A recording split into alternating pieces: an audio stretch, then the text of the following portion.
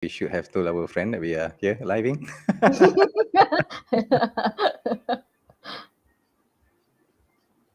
Should go live soon. Why my YouTube is not showing live? Okay, it's already live as well. So, you can go to my YouTube, Rodi Rejak YouTube Rodi Rejak, or you can share the link. Aisyah, Alisa, I PM you je lah the link sini. Aisyah pun boleh. Aisyah pun boleh. Link ada share dekat BBC? I PM you the link and share kat BBC ya? BBC ada, you pun ada PM ada agak. Yeah, sorry, this podcast talk was sangat random tiba-tiba. So, we want to talk about Oppenheimer. Okay, so let's get back to the show lah. Okay, so live, link pun dah sudah diberi. Alright, okay, something about me. My name is Rodi Rejab. Yes, I am a maths lecturer. Tak dengar lah Rodi.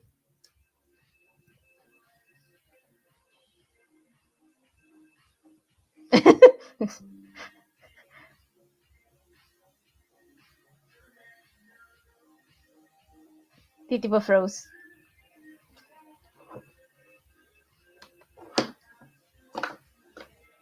Testing. Yep, can hear you now. Okay, this should be the sign that I need to buy a new microphone. Yeah. This is bad.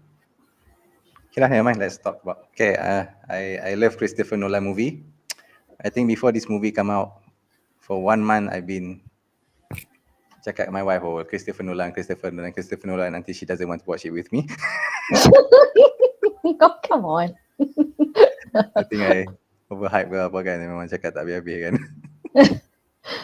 Tapi dia end up dia tengok dengan you lah. No, she didn't. And I'm sebab dia kena jaga anak, but she allowed me to go and have my free time. Okay. But when I watched the movie, I kind of glad that she didn't come with me. She didn't come with me. Right. Because I think the movie kind of talk too much with it. Although I love it, but I think it's kind of talk too much lah for her taste. Okay, Alisa. So I give you 1 minute for introduction because I only know you lady with the cat and Abam. 1 minute to angkat bakul. 1 minute to angkat bakul. Okay, go for it. Okay, so briefly about me. Currently doing PhD in nuclear energy, specifically assessing future energy security for Australia as an impact from the clean energy transition. So that is my whole topic for the PhD. And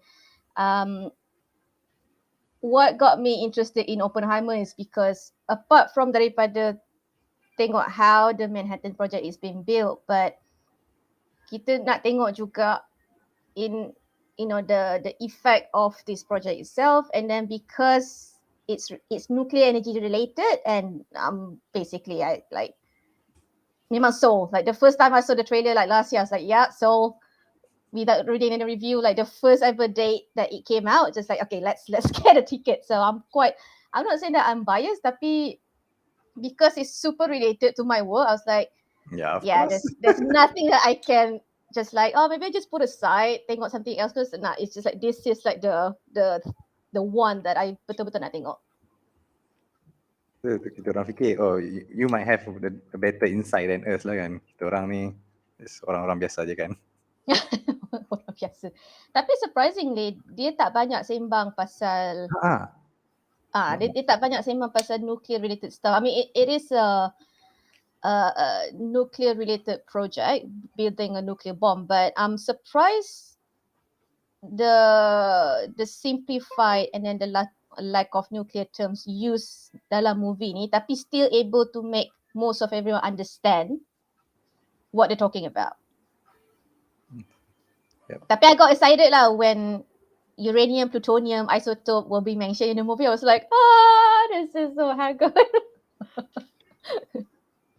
Well, they didn't mention why the isotope that much, but okay lah. I think There was I consider cameo appearance by all of these nuclear related term like plutonium, isotope, uranium. So it's like very brief, but for us macam macam appreciate jugalah macam it's something that ada gak lah mention walaupun just very brief.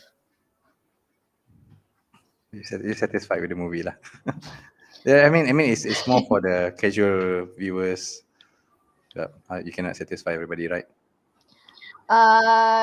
Yeah, I mean kalau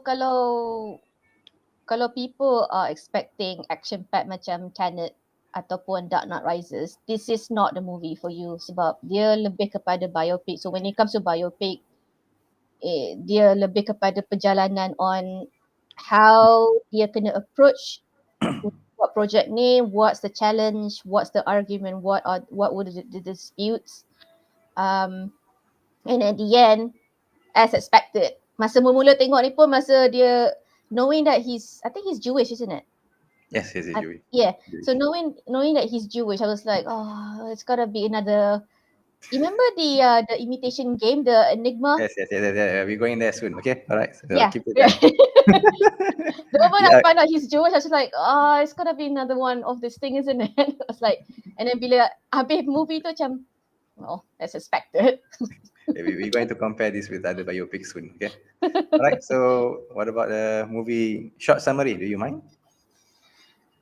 In what way? Just short summary in terms of how I feel, what the synopsis. The movie short summary synopsis. Yes. The short summary of the movie. So the synopsis is about a guy. I mean, a notable figure. He start from a guy this named Robert Oppenheimer.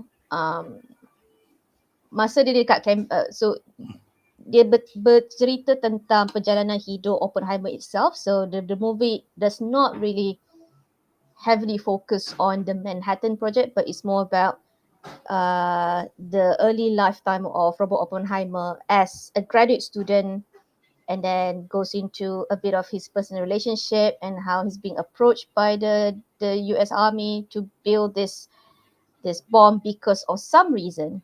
And then perjalanan dia also sepanjang building this Manhattan Project, macam dia build Los Alamos, the relationship dengan family, dengan everybody else. So basically it's perjalanan daripada A to Z of this notable figure named Oppenheimer, with associate with Manhattan projects and all the cameo appearance by the scientists, which is I really loved.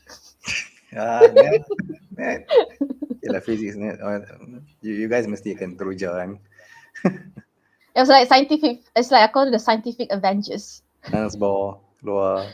Yeah, and then one Einstein clause like, oh my god, it's so good. It's like macam nampak ni lah, macam kalau tengok Avengers or macam Spider-Man tiba Iron Man pop up or Hulk pop up kan, people got excited kan. So that's how I felt. That's how I felt. It's like bila boss keluar, Feynman clause like, it's just so good. I can imagine that very well. So for science people, the appearance of these scientists is like Avengers punya appearance. Yeah, exactly. Nampak Feynman, nampak Einstein, nampak Bose, nampak Feynman ada ke? Feynman ada lah. What the hell? Feynman ada kot. And he was the one yang when they tried to have that Trinity test, he actually rejected to wear that glasses because of, he said the windshield would protect the eye. Oh, that's he's Feynman, yeah. Okay. Kena rewatch Kena rewatch another one. Thank you for telling the cameo. I missed the cameo. So any more summary? Tak ada apa dah. Tak ada, that's all. That's a summary. If I were to say summary, the movie about three parts lah kan. The first arc is about the early life of Robert Oppenheimer. The second arc, which is main of it, is about the Manhattan Project. They're going to build the atom bomb. And the third arc is the aftermath of after the explosion. Mm. which is why I call the third part is a courtroom drama. Slightly too long for me. Mm. So it's like what? Slightly too long for me. Kind of like overstay the welcome. Um, for me, uh, Something too I much. I don't know lah. Macam for me, that part is actually macam nak cakap masa I tengok tu geram ke Geram as if you geram dekat ni. Tak, bila Robert like Downey Jr. the third arc is something that from the beginning I expected this kind of thing would happen. Sebab Imitation Game was kind of sending the same vibe, right? So Yes, this when is it this comes to is the closest that we can compare to Imitation Game. yeah, yeah. Lepas tu, so bila knowing that this whole courtroom drama, knowing, I tak tahulah ramai sedar tak pasal benda ni whether it's obvious or not, but masa the courtroom drama tu, masa when we watched that third arc, knowing at the end, when I think I can't remember, somebody said this is the battle that you wouldn't win. But even before that sentence, I know that this is something because as a scientist, you going against the US government is always going to be a battle that you can't win. Yep. So when somebody said, what's that? Was it Garrison, the lawyer that represented Oppenheimer at that time? Dia cakap, this is, I mean, I can represent you, but this would be the one that you can't win. I was like, yeah, I mean, it's duh. so, so the fact that several incident where his lawyer just received that document and said, "Can I have some time to read it?" And it's like, "No, you can't because of this, because of that." And I was like, Oh, yang tu memang sial lah, celaka gila. but because of that kind of like benda-benda macam tu yang I felt that it's quite intense knowing kau dah tahu dia takkan menang, but yet you keep pushing him with a lot of question for him to crack, right? So I was like, that whole thing is just like a prick move, especially from that lawyer. I just want to punch him in the face. He had that feature of like you just want to punch him in the face. that Yes. was it Roger something? I can't remember his full name. Something Roger Bush or can't remember the name. Okay, alright. Let's move on a bit. Nanti kita sembang arc by arc. I think that'd be the best. Okay, so firstly, what makes you like and recommend the movie? Besides the Avengers appearance.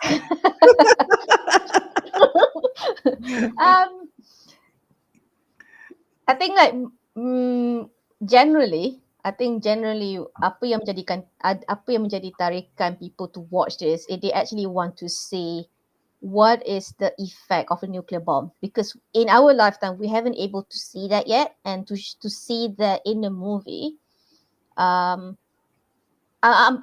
mean, at the end of the movie, I dapat rasa lah people was like, what is this thing? It's like this is like super scary, kan? So I think generally people want to see this movie to see, actually to see the illustration of like what is the effect of the nuclear bomb itself, where at the end there were some people yang came out of cinema yang macam I wouldn't say a bit shaken, tapi start to question the effect, like do we actually need this, right?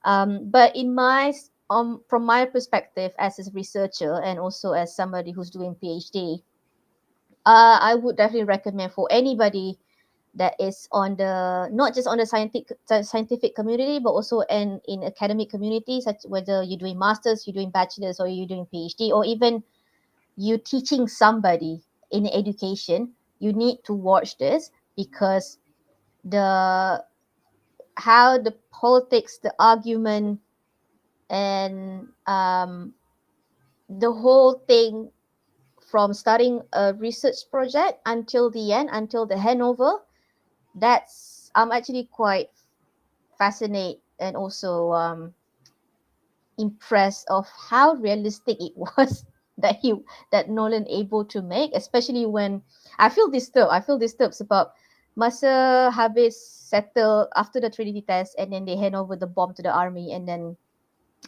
the truck was going further away from Los Alamos with the bomb, right? Yes. And then Oppenheimer was asking one of the soldiers, and the soldier said, don't worry about it. We'll Yeah. figure it out, and then we can handle it. I was like, no, you're not. Like, that's my baby. Like, that's how I felt. Because the moment because you've been with this baby for many years, the fact that you have to hand over to somebody and put your trust on them, which is I have trust issue with people, especially dealing with my stuff.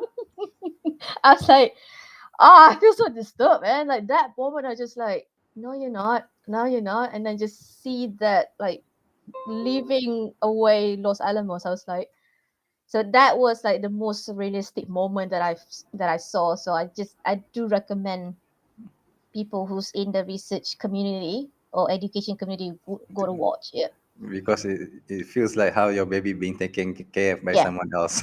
yeah, yeah, yeah. A lot of stuff as well. Macam was it Teller, the guy that super intrigued by hydrogen bomb? Is it Teller? I think. Yes, Tyler. Yeah. Then he also have like argument and constant dispute with Oppenheimer, and that also felt like I felt that was quite realistic because I had similar thing at work as well. So it's like this whole thing is just reminds me of work basically. It's just like the what do you call the cinematic version of what I do. If you ask yourself what will my life be if this is movie, so Yeah, like the arguments, the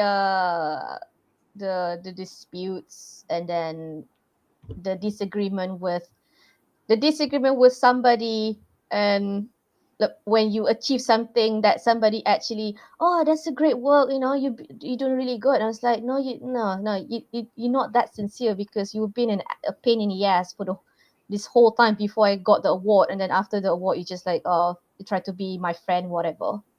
So oh, those things are normal. Those things are normal. do you So I have could fun watching the understand. movie? I could. Do you have fun watching the movie, or do you having a I mean, I live mean, moment when you watch the movie?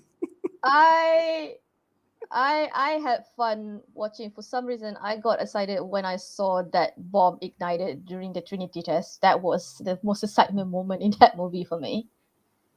Um, I don't know what that sounds so weird, but but overall, it's like I get it. I mean, the movie itself, it was fun to watch, but for me itself, it was like, yep, I get it. All the stress, all the disappointment, and when he can't sleep after that, after they detonated the bomb in Japan, that's understandable as well.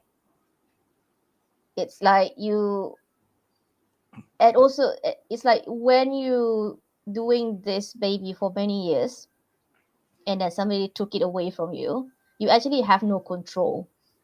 Yep. What would they do with that, right? So Yep. if that caused some um, fatalities, then yourself will be like, feel guilty about it. It's about you're the one who created this baby that these people turn into a monster. So that's So the most turning point moment for you in the film. yeah, yeah. So it's like, well, I mean, it's Taking like, your baby away from you. oh yeah, I mean, taking the baby away and then turn it into a monster. Yeah.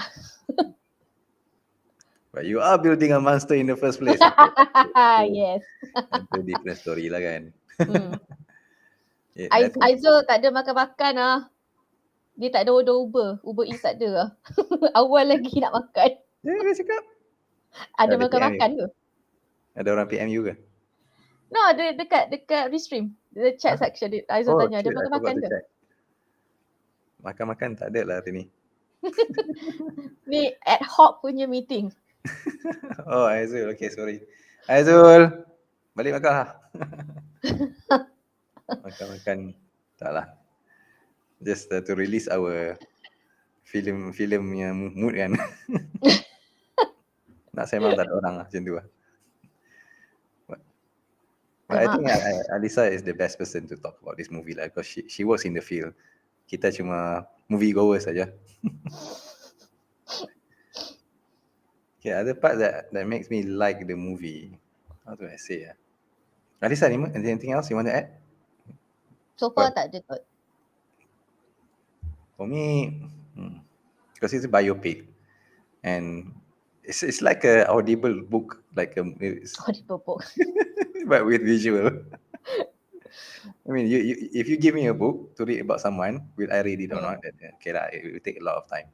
So it's it's like watching stories like a documentary but dramatized about it, mm, and you can finish it in 3 hours. That considered very good. Okay, normally if you want yeah. to finish a book, it will take you, for me, months, Mm, days, a lot of time. So for 3 hours you can finish the story, and it's quite accurate compared, compared to the historical. It's historical fiction, but really accurate.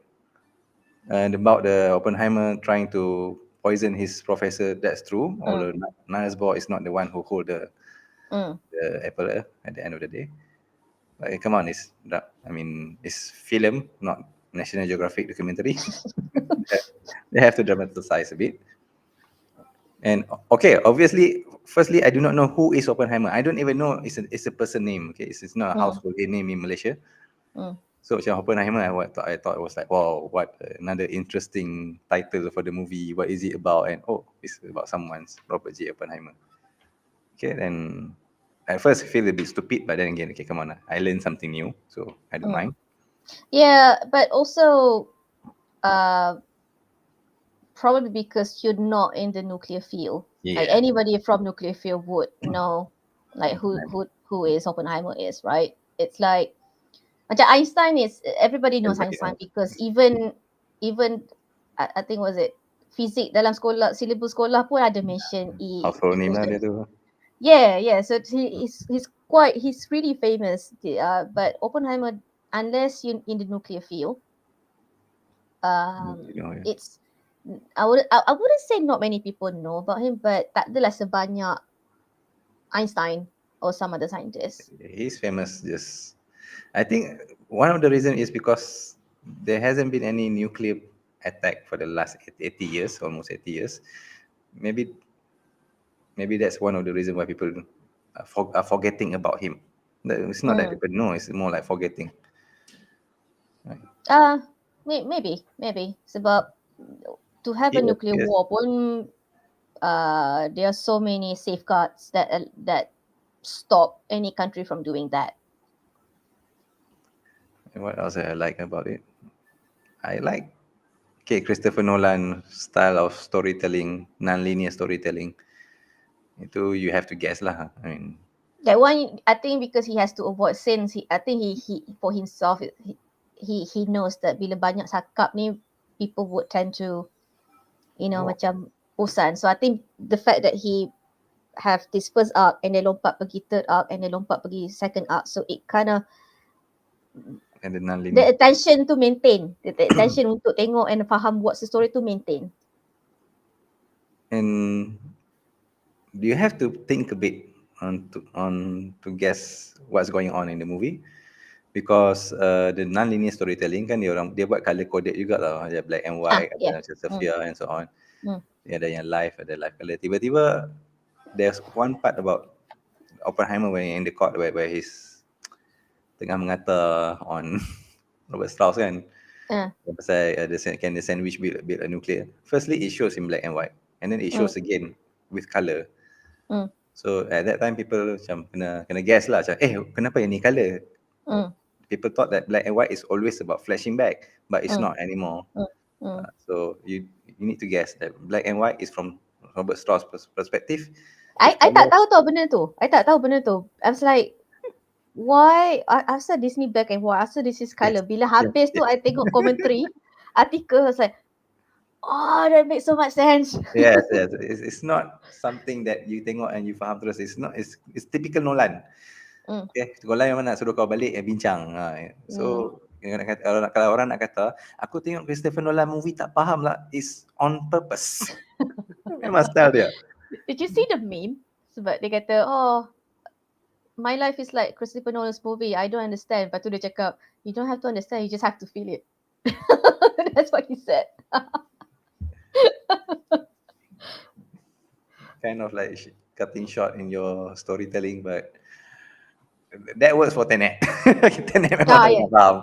Tenet tak ada. Tenet tu lain. Tengok 5 kali pun mungkinlah baru faham sikit. Tapi tak kuasa lah tengok 5 kali. Itulah. Cukup lah sekali lah. Hidup tak mahu lah.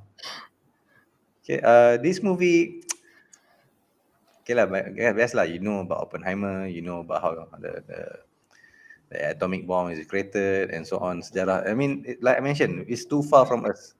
We're like, those history is not really mentioned much. So for you to study history by watching movies, okay, that's a plus lah kan. A lot of plus lah. And then what else I like about it? Okay, Einstein muncul, that's cool. That one tak lagi tak apa kan. And I like how paranoid Robert Strauss was. You mean Louis Strauss? Louis Strauss was paranoid and so on. And he keeps on coming with that, Oppenheimer turned Einstein against me. Then tu understandable though. That paranoia, that is understandable from the official perspective. Sebab official, dia punya gameplay is politics. So bila politics, that kind of thought always dalam kepala. Padahal logically kan, this is another interesting I found about this movie. It's the realistic version of politics as well. Not just politics, the reality of bila scientists, I wouldn't say dipaksa, but bila scientists kena play politics, they're really bad at it. So when you play politics with government officials macam Louis Strauss, you definitely gonna lose. Sebab diorang, when it comes to diorang punya politics gameplay, that's like, kalau it requires somebody to be stepped down and lost their job, that's fine. Like for them, that's how high and advanced the politics gameplay for that part for them anyway. But you can't expect the same gameplay from the scientists or researchers macam Oppenheimer or Einstein. That's why there's one statement by, I think, Einstein himself yang dia kata, just, they're gonna punish you as much as they can, but after that they're gonna reward you with a lot of stuff, something like that. I can't remember the whole statement. Yeah. But that shows that a lot of scientists don't, what's that word? When you play politics against officials, it's a game that you wouldn't win. Because scientists is focusing on, Research. making findings, making publication, writing research paper. Diorang tak ada masa nak main politics macam ni. That's why when it comes to Strauss paranoia macam overthinking about, these scientists are pitted against me by Oppenheimer. But Oppenheimer himself is like, all right, what is the next project I can, what is the next step? What is the next action for me? Like most researchers will ask the same question. Okay, habis project ni, what are the research project I can involve with? So those two perspectives that I also appreciated Nolan show as well, because those are quite realistic even until now. Scientists only fikir about project, politics only think about their scientists will focus, okay, when kalau let's say dapat project ni, okay, what will be my method? What will be the potential finding? How do I approach it? What are the research questions? Orang yang officials playing politics ni, benda tu dia tak fikir. Dia fikir, okay, kalau this guy doesn't want to talk to me, or there's got to be somebody behind the scene yang hasut. That, so that. The paranoia. Yeah. So I'm quite glad masa after Louis Strauss found that dia kalah masa hearing, and then his lawyer himself cakap, that they probably wouldn't talk about you, which is true. That's a big moment in the movie actually. It's like they probably wouldn't talk about you, which is true. Sebab macam research community ni macam tak ada masa. Unless diorang terpaksa, because sometimes politics also influence the macam let's say kan you doing a research project, and then especially when the project itself is involved with a government project or government officials yang akan monitor your stuff.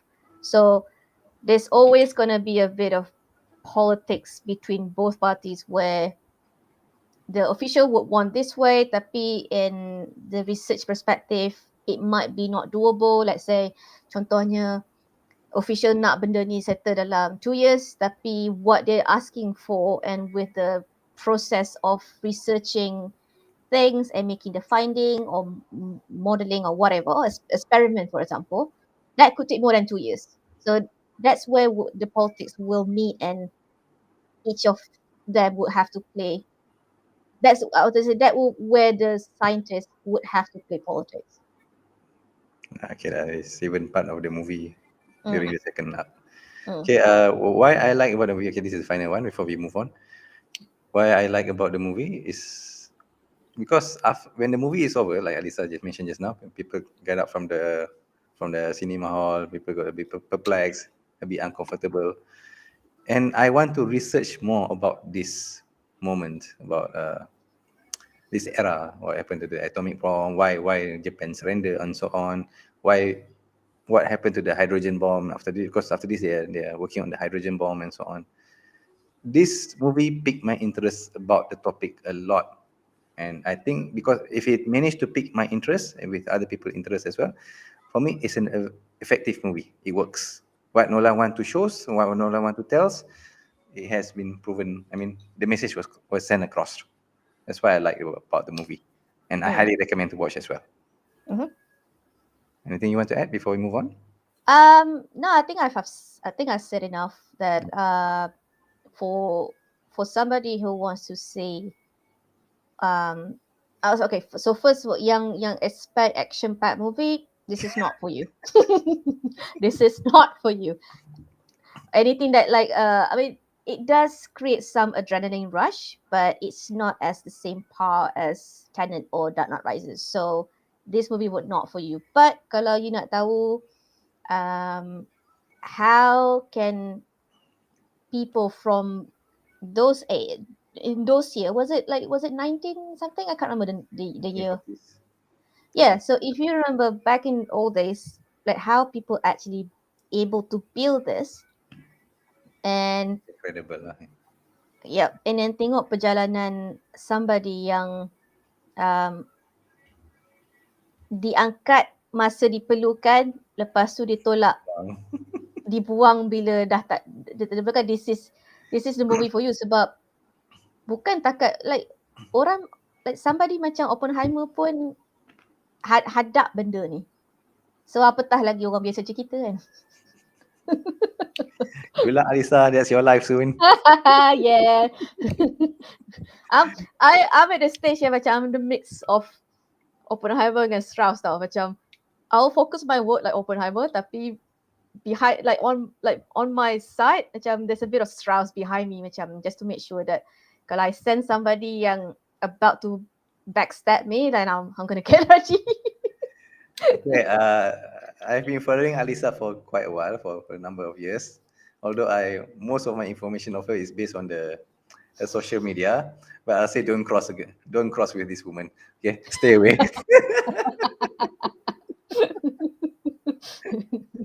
That's a good advice though. Advice to the public, not you. Don't cross her. I mean, she got a psycho cat. We know. I'm not sure who psycho whom in the first place. Definitely I learned from the cat. Okay, all right. Okay, so let's move on. Let's go for the art discussion as we mentioned just now, because I think this is quite interesting as well. Okay, so what about the early life? What do you think? I mean, this is the part that surprised me the most. He's a womanizer.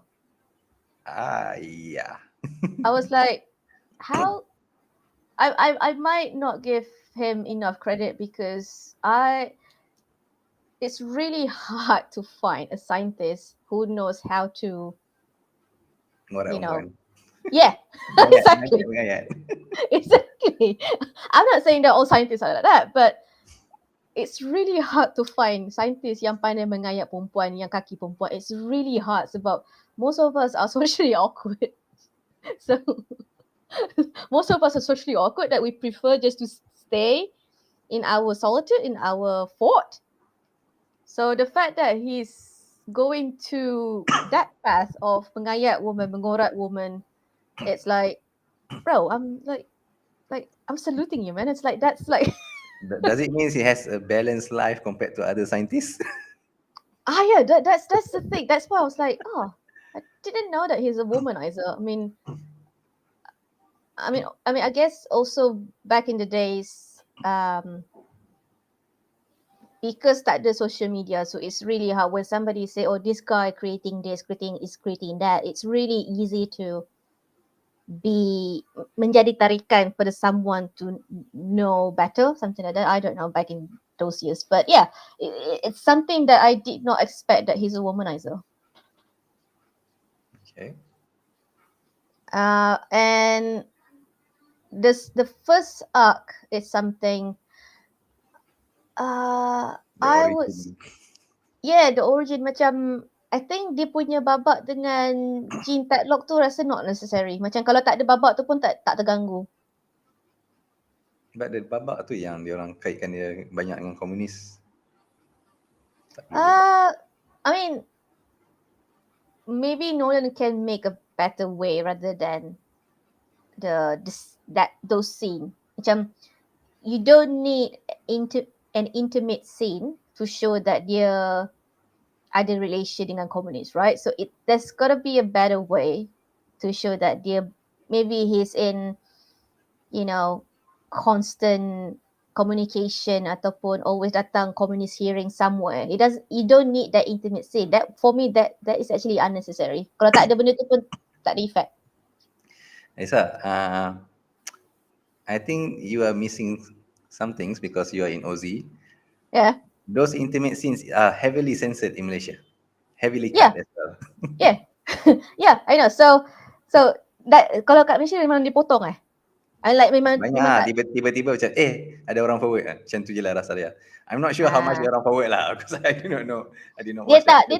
tak dia okay, so in kalau kat sini babak tu tak banyak tapi for me macam tak ada kesan. Yeah, I think so. Like kalau potong pun macam okay. Okay. Tak, benda tu tak diperlukan pun sebenarnya. Tapi I rasa sebab dia nak pakai Florence Pugh sebanyak mungkin kan. And maybe because of her death, we are quite dubious. Because she commits suicide. That's the official report. She left a letter on the table without her signature, just writing her name, and they think they expected foul play lah. Yeah, tapi itulah macam kalau let's say dia, sebab dia Oppenheimer dulu kerap juga pergi macam what they call macam protest or strike or whatever, what do they call, what's it, hearing, meeting, something like that.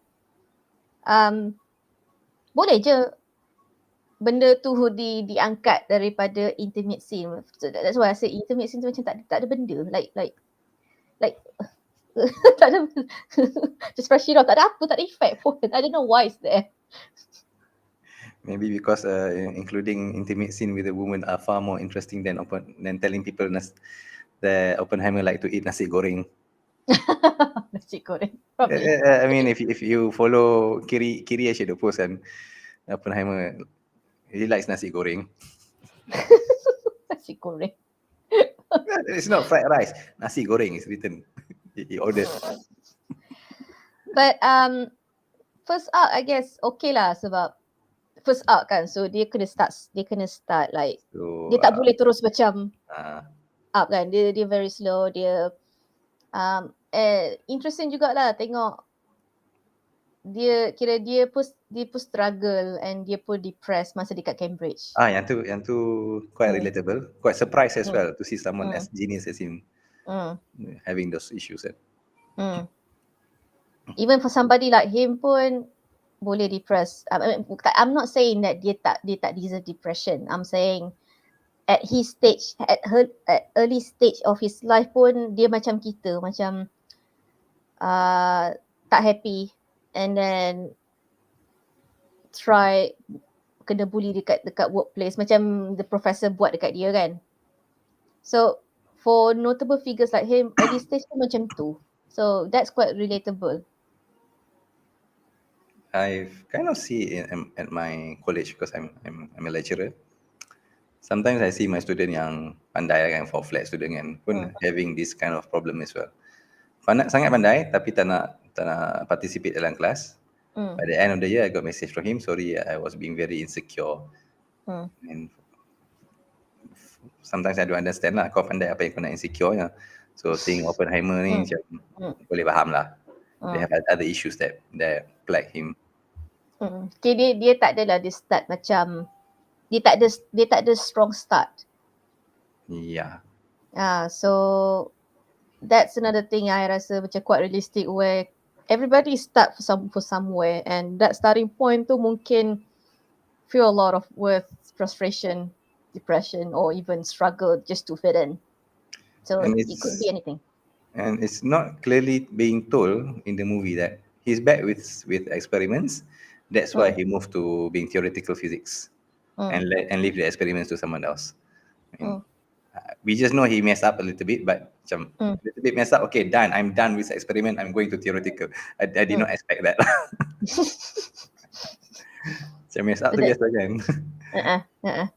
So benda ni, so first up, benda tu for me, that's why I suka movie ni sebab it's not just the main event where kita tengok the effect of nuclear, but it's also benda yang kecil-kecil ni secara relatable sangat. I think this is masa baby tu menangis kan. Masa baby menangis dia dengan wife dia. Lepas tu wife tu tak layan baby tu pergi drinking kan. That was postpartum disorder. Yeah. I was like, okay, even if from orang yang hebat macam ni pun menghadapi masalah macam tu. So it should be an awareness for normal people because postpartum disorder tak ramai orang syakna sangat lah, prihatin sangat. And then waktu even zaman tu there's no such thing of that term. Yeah, it's new. Ingatkan macam just stress having babies, because back in the days like depression, postpartum disorder, that term hasn't been existed yet. It hasn't been recognized yet. That scene was one of my favorite and terkesan lah. Is it because it reminds me of you?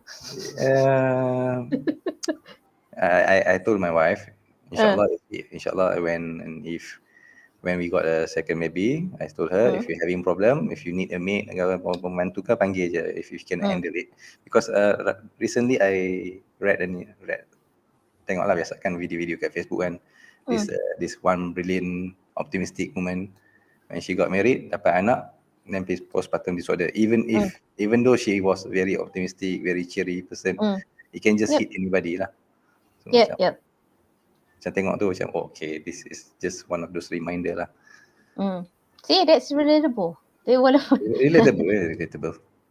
Until they have to send the baby to someone else tolong jaga kan. Okay, macam he said this, I'm not proud to say this.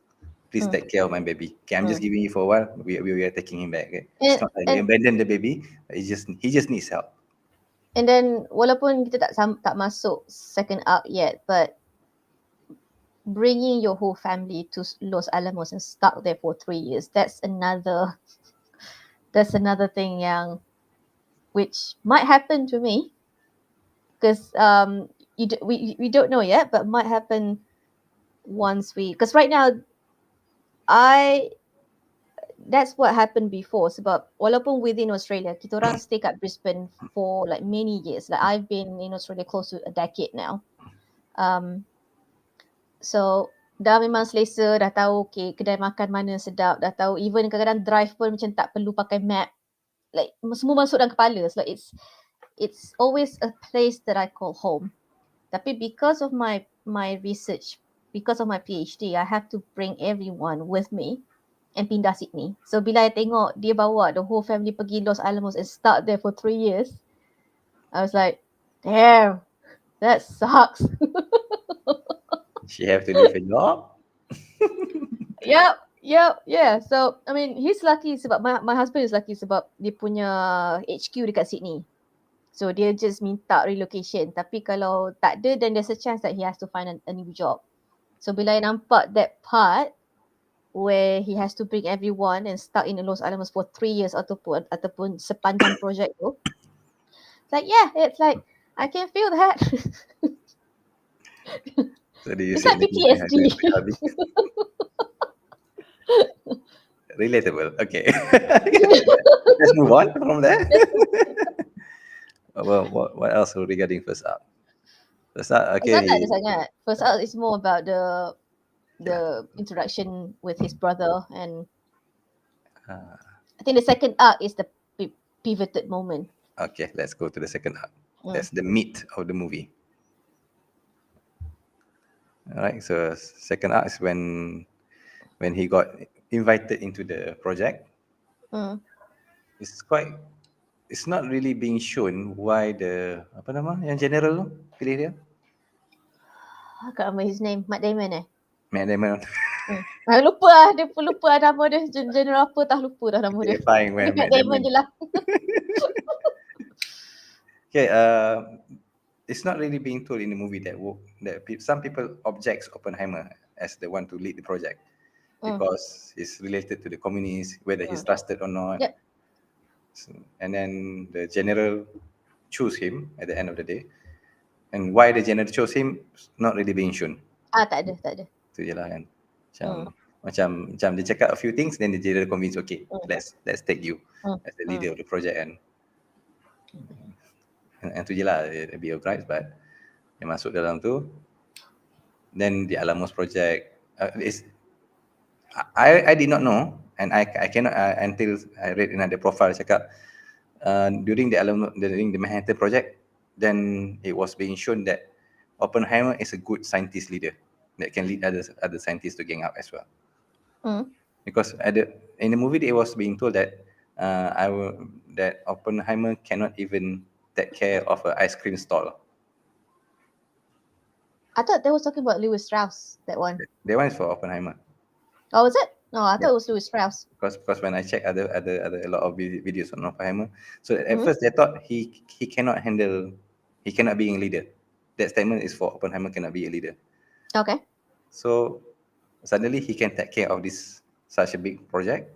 So then dia punya ranking naik lah. He suddenly become a leader. So benda tu tak dimension, but macam we just know suddenly he leads all the scientists. Dia siap bagi government arahan, buat tu buat ni. And then siap dapur pun tak ada kat rumah kan. Macam now he has to take care of the hal-ehwal orang biasa. Kalau kau sepatutnya saintis, macam you cakap lah, orang saintis sepatutnya fokus to science kan. Yeah. Tiba-tiba you have to focus on other things. Oh, he can do that? Exactly. I'm surprised because I know because I have to take care of my students, and sometimes they come out with this drama mama, we call it. Okay, because I'm a chess coach. I'm a chess coach at my college, and I told them, okay, you have to wear this certain baju to Koko. And one of my students said, oh, baju saya tak basuh lagi.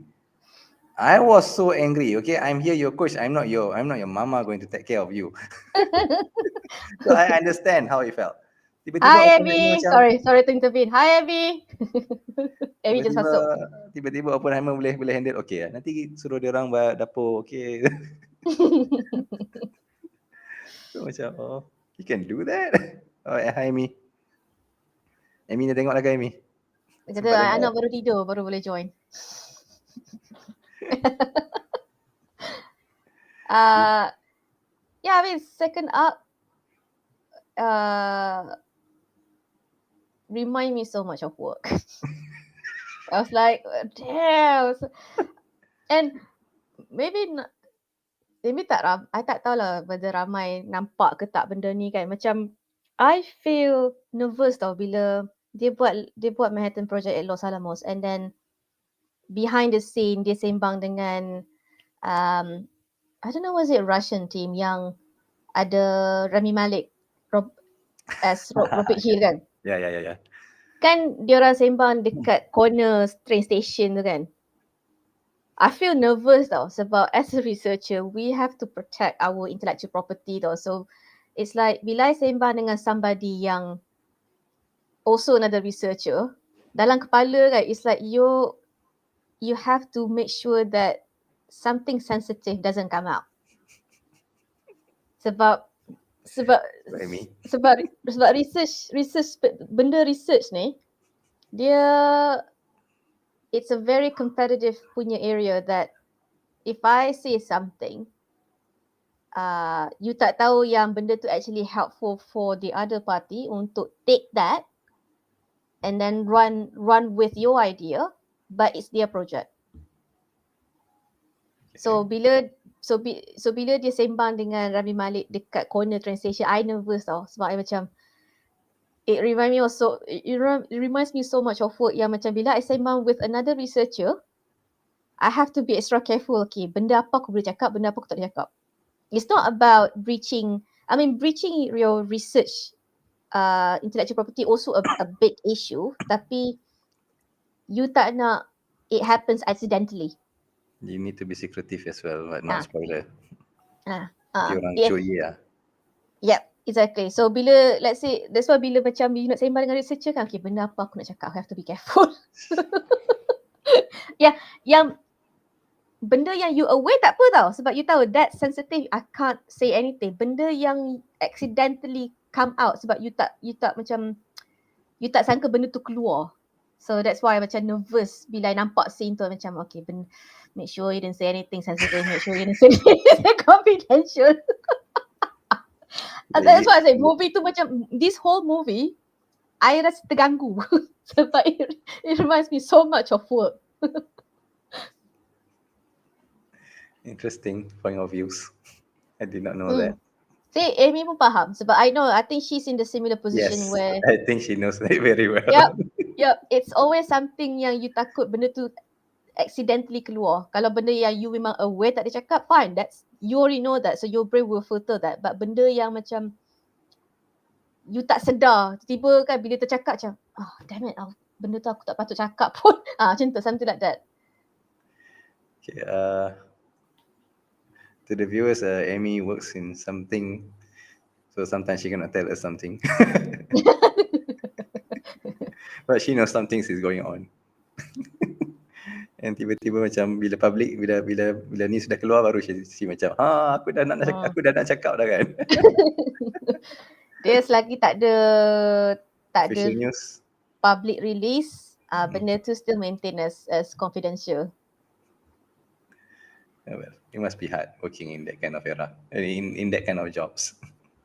Dia kalau it's hard, macam Amy possibly in Amy's case, apart from talking to the people from the industry ataupun yang seangkatan dengan dia, I think she also has to be careful dengan public. Is it right, Amy? Sebab kalau benda tu terlepas pada public, benda yang tak release, benda tu boleh jadi something that people can take it in many ways, whether conspiracy, whatever this, whatever that, kan.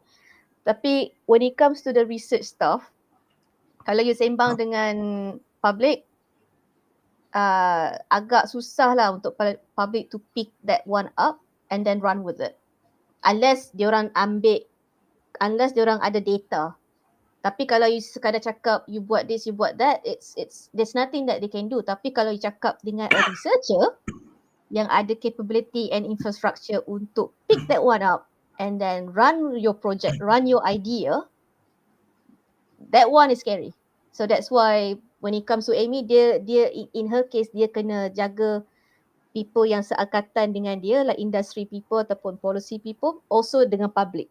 But in my case, public is like, it's fine. I mean, I can talk to you about my topic, but I know that you can't pick it up. But kalau I sembang dengan researcher, then I have to be careful. So that's the insight of what we're doing. That's why bila sembang dengan somebody, you have to know, okay, is this somebody that I need to be concerned with bila bercakap? Hopefully there are no spies suddenly try to hypnotize us to get information about you. If any spy is watching this, I'll just talk about Abam, okay? That's all I know. The cats. Well, spy takkan mention macam, hey, I'm a spy. But they come and kidnap you. Not yet lah. I'm not that important yet to be kidnapped lah. Yet. I'm not that important yet. Okay, what about second arc more? Okay, second arc. The race with the Germans. Because I think that's the main issue of this movie. About who going to create the atomic weapon first. And it's better for the atomic weapon to be in our hand rather than to be in the German hand. Yeah, that's the main topic of this movie. Right? And the Germans started first, but unfortunately they don't even come close from my readings. Right? They don't come close. And mostly because of the Hitler anti-Semitism. He hates Jews. So it is considered this is all as Jewish science. I think because of that reason, then US has a lead start.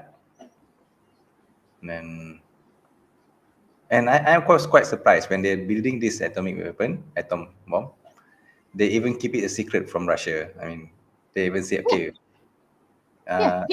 sampai orang tertanya-tanya, who are we fighting? Why are we keeping his secret from Russia? Macam, for me, I didn't realize that. Macam, oh, but kita baca sejarah. Sebab, This part is not mentioned in sejarah book.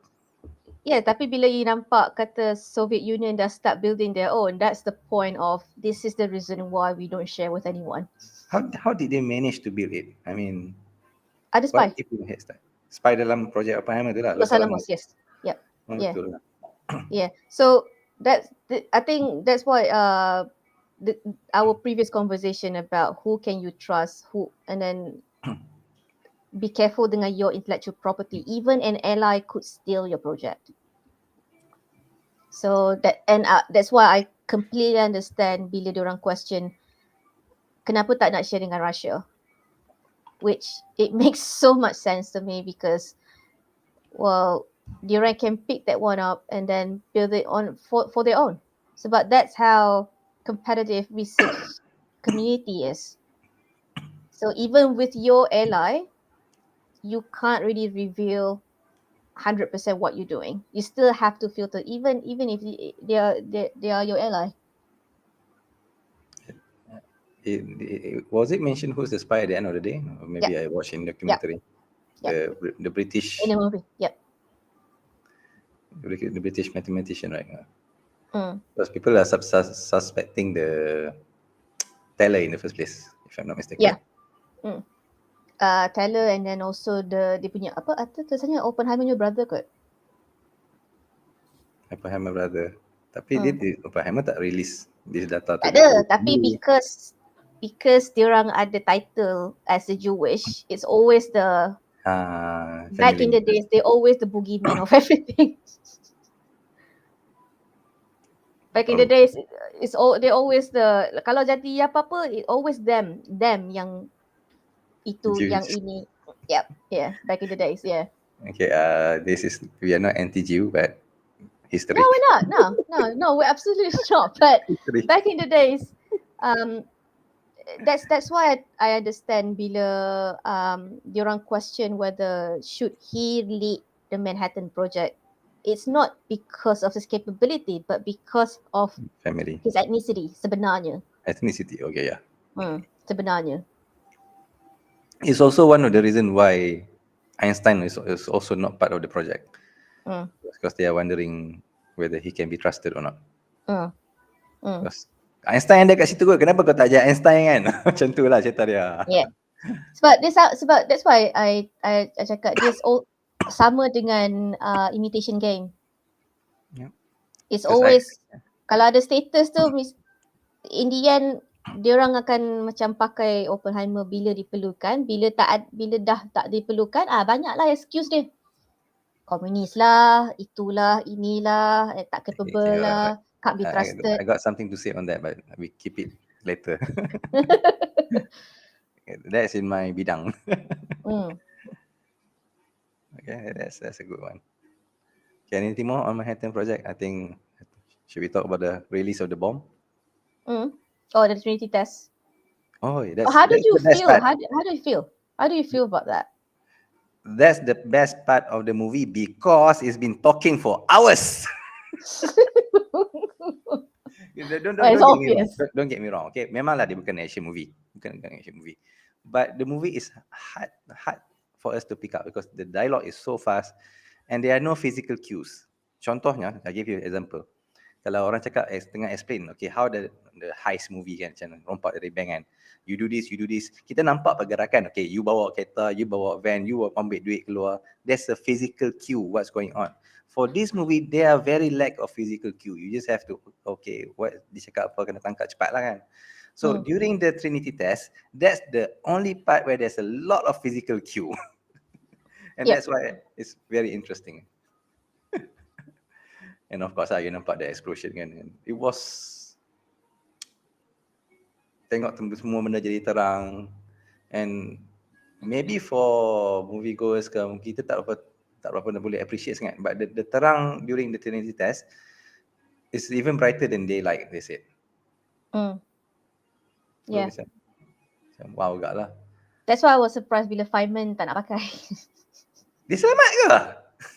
Dia dalam kereta, dia dalam truck. Tak lah, memang boleh dia kata ada shield will protect. I don't know. I want to know what happened to him as well. I don't know.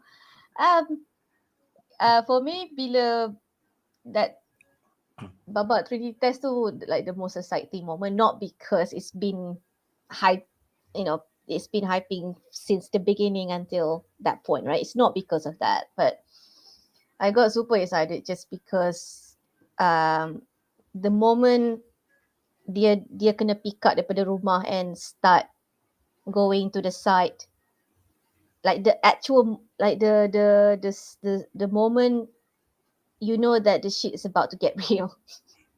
Okay, so everybody macam dah start pakai glasses, dah start duduk dekat tempat yang sepatutnya, and then Oppenheimer would be on a different, not cabin, hut, a different hut, I think. So each of those moments, you know, it's intense and it is crucial. Sebab your whole life is being whole on this moment. So it's, kalau let's say that you F it up, then your career basically dead at that time. 2 billion inflation lagi, how much? 2 billion project kan. Yeah. So it's not just you though, it's everyone else yang you're responsible for. So bila diorang start setting up here, setting up there, and then it's the climax moment of, slowly putting the stuff in that bomb. Like you can see that everybody was so careful, not because, apart from to avoid any unnecessary reaction,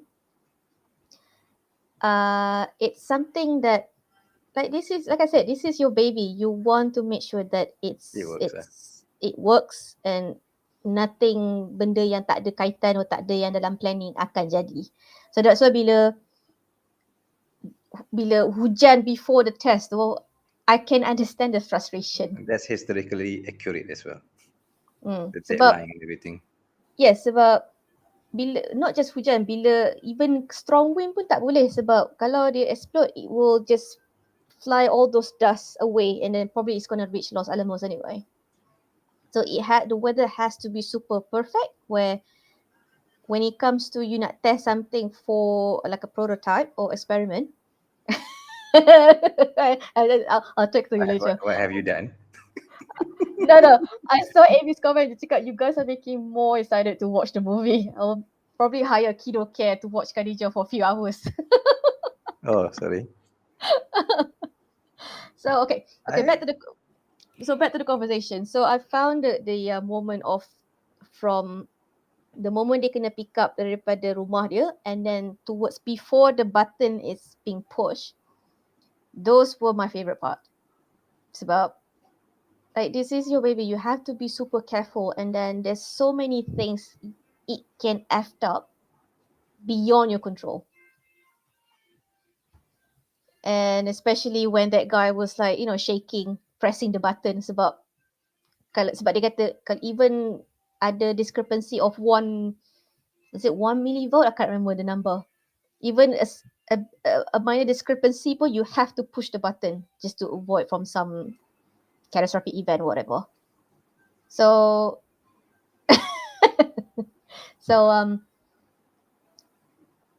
that those are intense. So it's like a very intense situation, but once they release the bomb during that test, it's just like I feel relief, that kind of thing.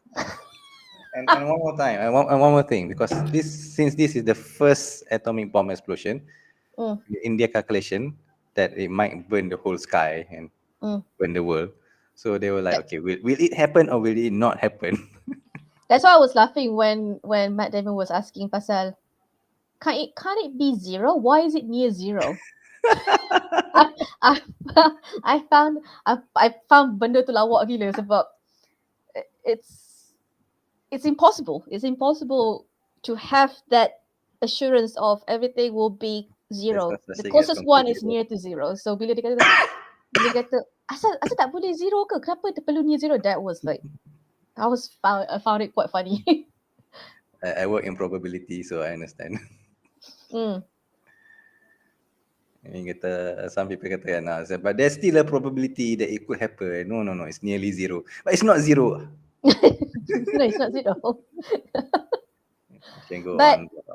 boleh faham jugalah dia punya fear, especially Einstein punya concern. Because when it comes, bila you buat research, your capability is within your expertise, within your knowledge, right? But you tak dapat expect, is there anything else that could happen yang I tak sedar ataupun yang I tak aware? Contohnya macam anything can go wrong. It's not that anything that goes wrong, but even you as human, kita boleh underestimate the impact of what we're creating. So same goes to this. Walaupun dia orang aim for the war, tapi there's also a chance that it could connect or it could bring up so high to the atmosphere that it could erupt the whole world. So benda tu macam you wouldn't know until you actually do it. So it's always happened with people doing, experiments. Sebab bila eksperimen ni you play with a lot of sample that sometimes it could be explosive, it could be chemically hazardous. So you would think that the risk and the impact would be within apa yang kita tahu, tapi you tak tahu sama ada this reaction could end up with something that is more disastrous. Yeah. Okay, a little bit of sidetrack kan. I mean, the nearest thing that I could relate to that, which I did in the movie, was movie Matrix or The Matrix. And the robot has taken over the world. So, masa robot tengah uprising, how the human going to stop the robot? They actually make one project, Dark Knight or something. But basically, the whole world is covered with clouds, dark clouds. The reason they did that because if there's a dark clouds, robot mainly survive on solar power. So then with dark clouds, robot won't have energy. So human can finally beat the robot. Okay. Yeah, okay. So yang tu dia punya plan. What happened was yang dia orang terlepas pandang, without sunlight, tumbuh-tumbuhan tak dapat cahaya matahari, then haiwan pun tak ada nak hidup, then everything dies lah. So that's how human finally got beaten with their own project. Yeah, that terlepas pandang tu yang I rasa yang is very understandable in the research community. We always gonna be fear about terlepas pandang because we have our limits. Yeah. I pun sometimes terlepas juga when you work with the project, certain stuff, kawan beritahu, kenapa tak terfikir benda ni? Okay, terlepas pandang.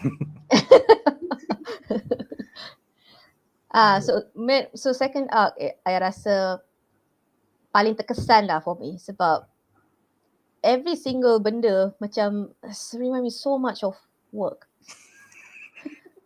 Like bergaduh, bertekak, politik, and then ownership transfer, everything. I was like, terasa macam PTSD or macam.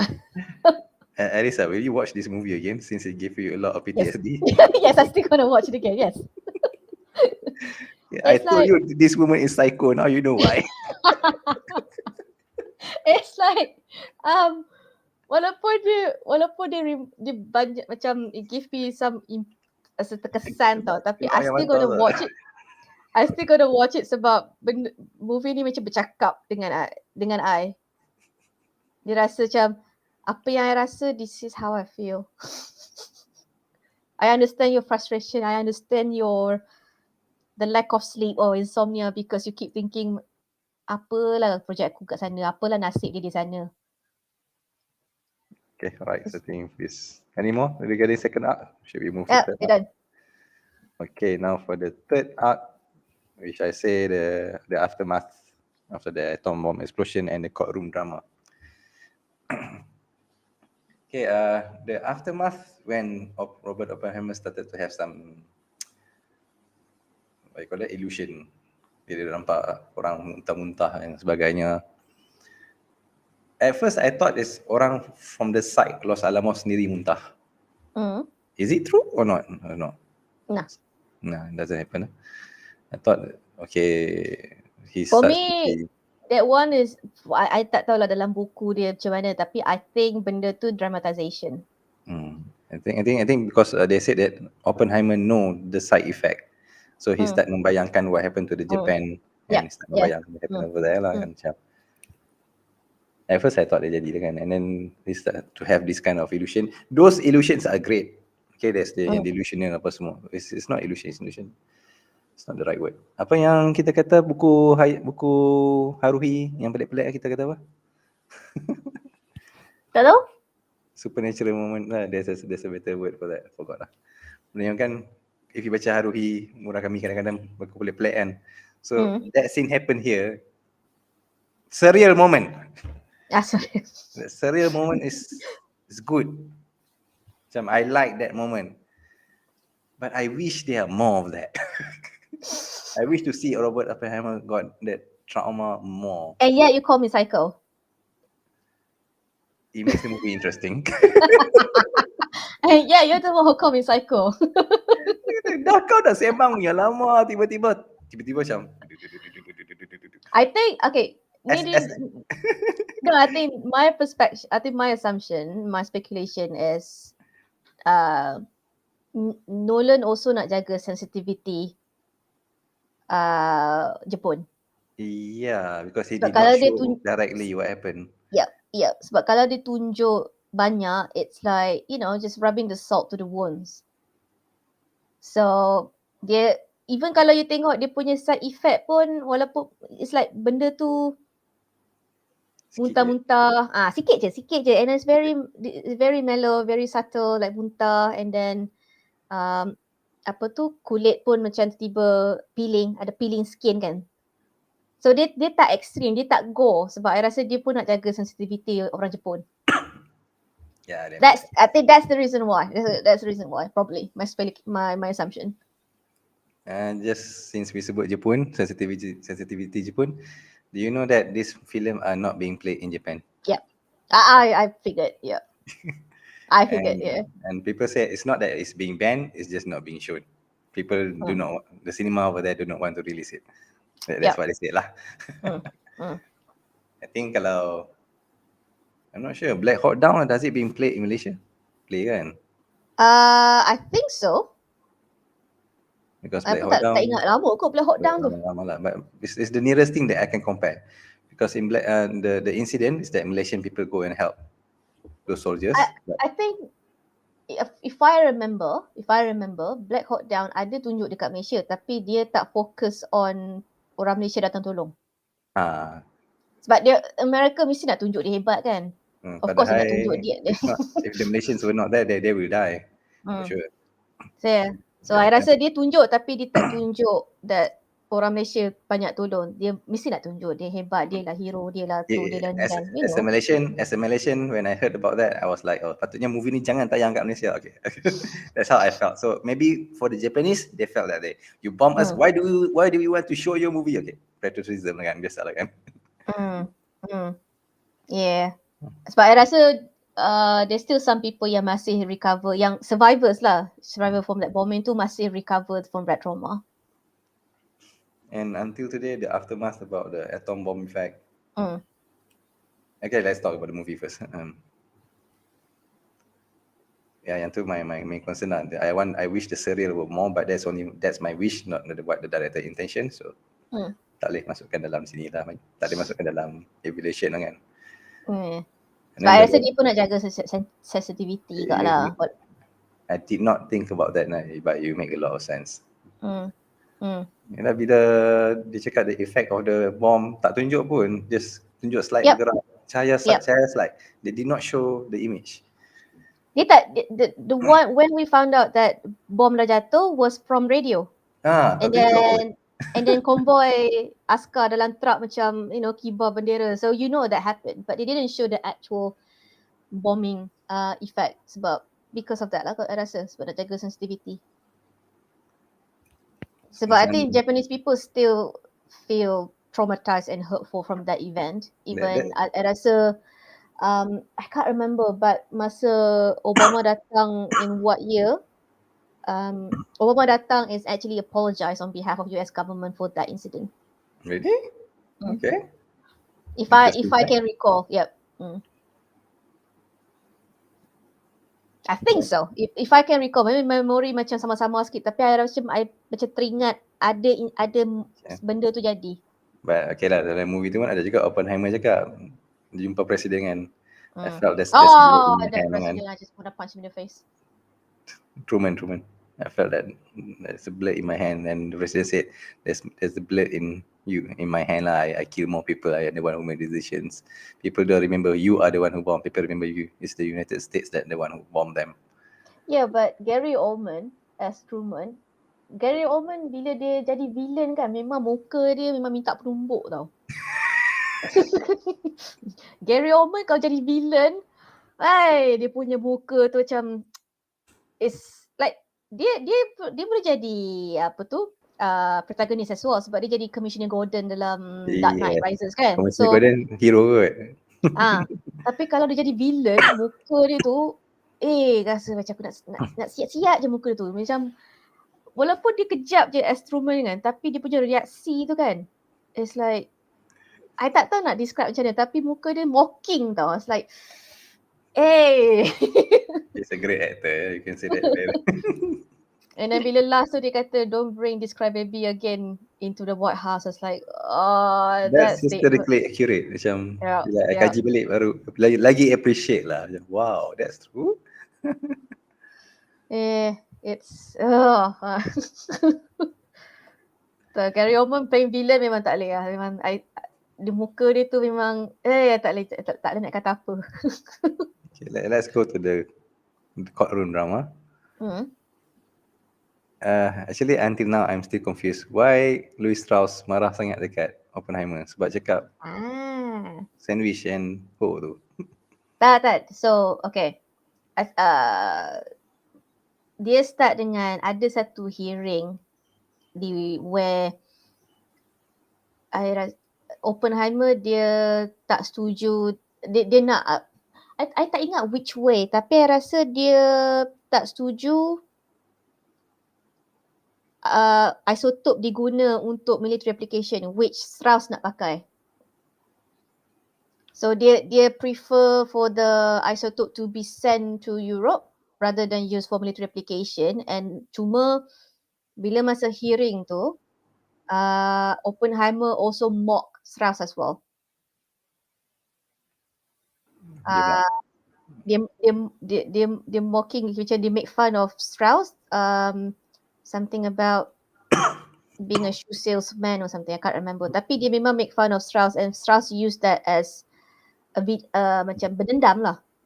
So bila berdendam, and by that time Oppenheimer dah memang anti nuclear bomb. So dia lepas dia nampak dia punya creation, dia tak nak dah benda ni di-apply everywhere else. So dia jadi macam penentang untuk penggunaan nuclear bomb. Meanwhile Strauss is the opposite. So walaupun diorang have conflicted purpose, by the time Oppenheimer make fun of Strauss masa hearing tu, dia rasa malu lah. Bila dia rasa malu, dia berdendam. Dia macam from that moment, I'm going to take this guy down. And he went all the way. Really He went all all the the way. way. Yeah, he went all the way. And that's why I said that's where the moment of bila you bermain politik dengan government official, it's something that you can't win sebab diorang punya level of power, level of gameplay is far advanced than normal scientist people lah. any scientist can do. Yep. So that's the trick. That's the pivotal point for me where I realised that it's unfortunate that benda yang jadi back in the 1940s and 1950s is actually still happening until this day. Yes. Nampak lah game politik tu very relatable Mm. to the world lah. Mm. And when they said the sane one, the one yang the very patient, dia yang berdendam paling banyak sekali kan. It makes me macam menakutkan lah. Because in our book club kan we read about 48 Laws of Power, one of the book recommended. Because I baru saja lalu one of the chapter yang you need to be careful with people you're dealing with. You tak tahu dia tu siapa, petendam ke apa ke. Because my job, I deal with students. Kadang-kadang I pun ego juga. Kadang I pun tunjuk bagus juga. To the time of expense my students, sometimes I have to admit lah macam kau jangan tunjuk pandai lah sometimes lah. So when I go through the chapter, when I go watch Oppenheimer movie, nowadays I'm more careful with what I'm talking. I lagi jaga hati. I tak push turnovers kan. Kau siapa? Aku ni. No. I berjaga-jaga sikit. Relatable. Yep. Yeah. So dia itulah benda macam tu bila the moment dia make fun of Strauss, that's the point I nampak. It's like, yep, dia ni memang that neat lah. The moment the moment the scene tunjuk dia make fun of Strauss, that's the point I macam let's see where he's going to end up at the end. And the fact that they would go to the extent of private courtroom without any media, without any wartawan, it's like this is a spectacle. From that moment, everything that happens lepas tu, it's dijangkakan akan jadi. And dia punya safety clearance tak diluluskan kan? Tak renew. Tak renew. Yeah. As a Malaysian, I do not know the impact of that. Macam passport dulu ke? Oh tak. So it's not. So security clearance is not related to passport clearance. So security clearance is basically your access untuk lihat confidential government document. So kita tengok dokumen kerajaan lah, dokumen saintis. Sebab usually government document mostly are confidential. And bila you ada security clearance, and this security clearance also ada banyak level. I tak ingat what name is it. So sekarang dia ada level 1, level 2, level 3 I think. But ada multiple level of security clearance where kalau you macam first level for example, this is the amount of information that you can get. And the second would be contohnya macam ni. Okay. Kalau you security clearance level 1, I tak tahu what the real name, but let's say for the sake of discussion, let's say security clearance level 1, you probably boleh masuk Pentagon, tapi ada only access certain area je. And komputer yang diorang kasih pun boleh access certain information je. But kalau level 2, level 3 and high up, then you punya access tu makin ke dalam, and then possibly the equipment that you play with or you using with lebih advanced that could, have the inside information about national security, defense capability and so on. Thanks for the explanation. Ya, budak research kena tahu benda ni. I tak tahu langsung. Tak, I'm just saying that budak research kena tahu benda ni. Sebab kita orang pun ada the level of clearance in terms of berapa banyak nak boleh share dengan public, berapa banyak boleh share dengan colleague, berapa banyak boleh share dengan like people in the conference, something like that. It's not much security clearance, but we have like several confidential thing that we have to know what we can say, what we cannot say. Yeah, Alisa, you nak cakap apa lagi on the third arc? Tak ada. Saya tempat so far tak ada. Honestly, the movie, okay, for me when I was watching it, I felt this part is a bit overstayed the welcome. For you tak rasa benda tu I know some people tak rasa. Maksudnya? The climax of the movie is the atomic bomb. And Trinity test kan, if I can say that. Once the climax has been shown, then selalunya for movie-nya writing lah, this is a ticking bomb for you to end the movie. So the faster the better lah. And it drags like almost 1 hour baru movie tu habis. So you're saying that dia macam habis by the time the bomb ignite, and lepas pada tu is more macam it's go down. Kalau movie once climax you shoot end as fast as possible. Jadi dia 1 hour baru habis. It overstays the welcome. Memang lama sangat. For me I think bila I tengok, katakanlah lepas let's say they detonate the bomb tu,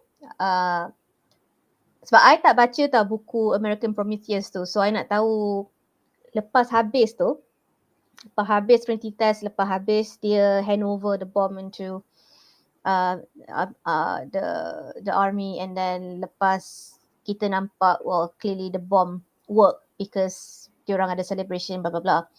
So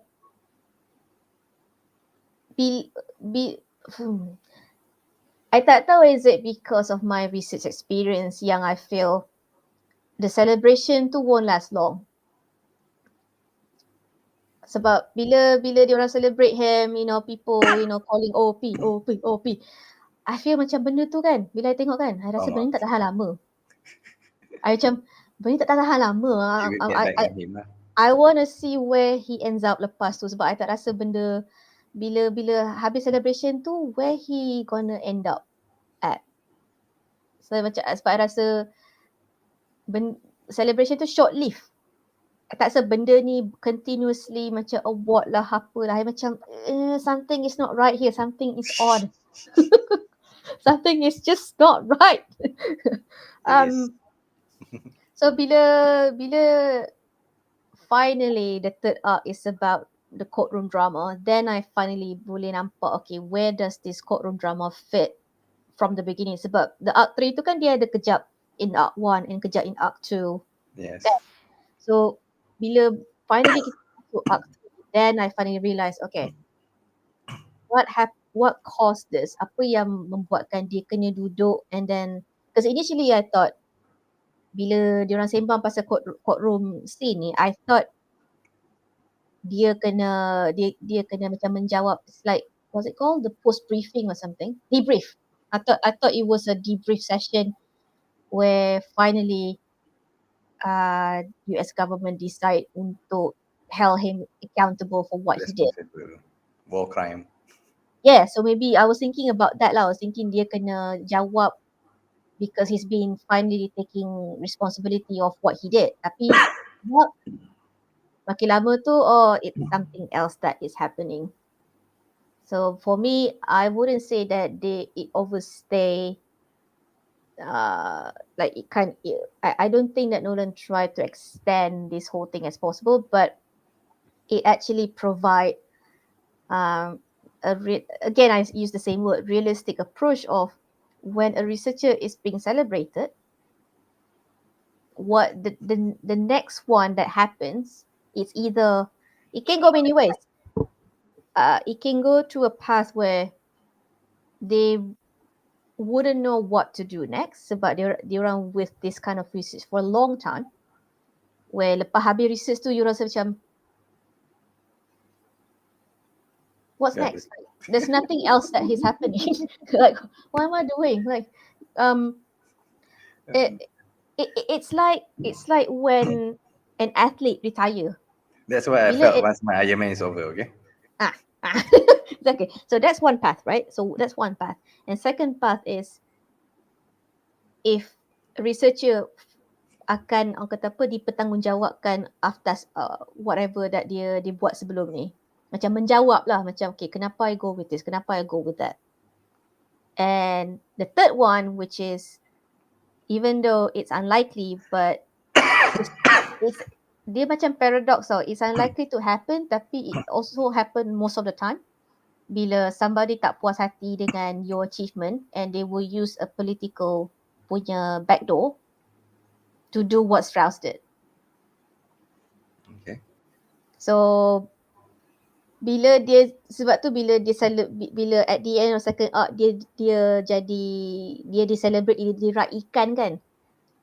I don't feel that celebration. I feel macam Something wrong with this is dodgy. Like he's been celebrated too much. This is dodgy. Okay, I did not expect to hear that word. The Because expression. usually when somebody been celebrated, we feel happy, kan? But at the end of that second arc, I don't feel that. I feel like, okay, this is dodgy. He's been celebrated too much. Something gonna go after this. And that's where the third arc came. Certainly did. Okay, that makes sense of the movie then. The long courtroom drama. Okay, all right. So let's go to our third topic. The influence of the movie to the world. Oh. Ini yang best ni ya. Oh. Oh. Okay, I start with one. Okay.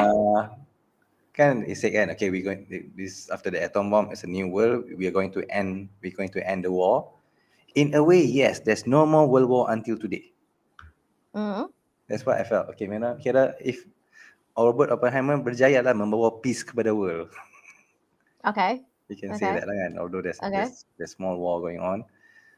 So should he be celebrated as someone who managed to bring peace to the world or not? By killing millions. That's actually a good question. Sebab because of his creation that end up with bombing in Japan, that's the point where people realize, oh shit, this is actually really bad. And that's kata apa, itu yang rasanya menjadi change of events of people start creating nuclear safeguards to make sure that doesn't happen again. So it does orang kata apa, pave the way untuk several development in terms of nuclear security, nuclear safeguards, defense. So it does provide additional work. After that, it's just too bad he didn't really last long to see all of that. So untuk jawab whether dia patut diraikan, I mean, dia patut diraikan to begin with dengan dia punya creation, not because he created the bomb, but waktu 1940s, 1950s, he's able to create this giant, I would say, monster with those piece of tools. Dengan technology at that time. So imagine kalau he's still here with this current technology, it's like, oh god damn. Okay, now that's scary. So for me, like, dia patut diraikan because dia seorang manusia seorang individu yang berjaya membina something dengan state of technology at those time. And also, you know, because of his creation as well, lepas pada tu banyaklah nuclear safeguard, atomic commission, IAEA, anything just to make sure that it doesn't happen again. That's why his title of father of atomic bomb really fits the description. It's about he's breeding a lot of path, whether in terms of nuclear security, whether in nuclear bomb, whether it's nuclear energy, and tak ada Oppenheimer, tak adalah kerja I. Okay, I did not expect that. So you owe him your job lah. Yep. Yeah, I would say so, yeah. Cuma the only thing with this movie that for some reason can foresee what will happen is you know the scene at the end where they show the illustration of the effect of a nuclear bomb? Remember that? Like they I'm. saw like like a fire, cloud of fire Oh yeah, dispersed yeah, yeah, around the, yeah, yeah? yeah. Yeah. They bring So fire to the world. that image is disturbing because it could, I mean, nowadays, I mean, even until now, a lot of people can't really distinguish between nuclear energy and nuclear bomb. That's They why we bring you here. they thought both of them are the same. Ah, So my concern with that image particularly is when somebody wants to talk about generating power for electricity with nuclear energy, they might have that image in their head that we're gonna create a nuclear bomb. yeah. So nuclear energy is not the same as nuclear bomb. No.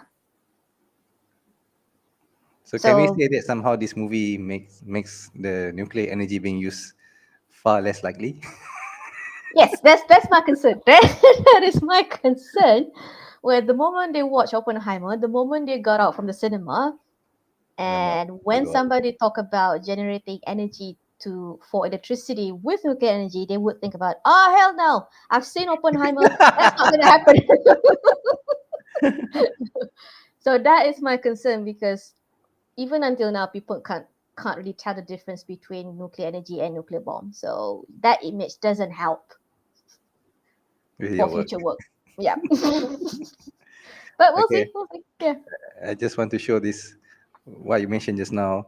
Mm, Imagine if Robert Oppenheimer is still alive, what can he do mm, with it? mm, The two atom bomb that been released by Oppenheimer is the smallest power of atom bomb. mm. And then now the Tsar bomb is a lot more powerful. Make Oppenheimer atom bomb very small. And Yeah, but everything is built from his creation. yep. They just kind of like Yeah, put steroids on it. if Oppenheimer is still alive, could he make a bigger bomb than the Tsar bomb? No, I don't think so. I think kalau he's still alive until now, after seeing what he created, he would have some sort of like a defense mechanism to stop that from happening. Okay, interesting. Mm. So if he can create it, he can create something to take it off. That's what I thought.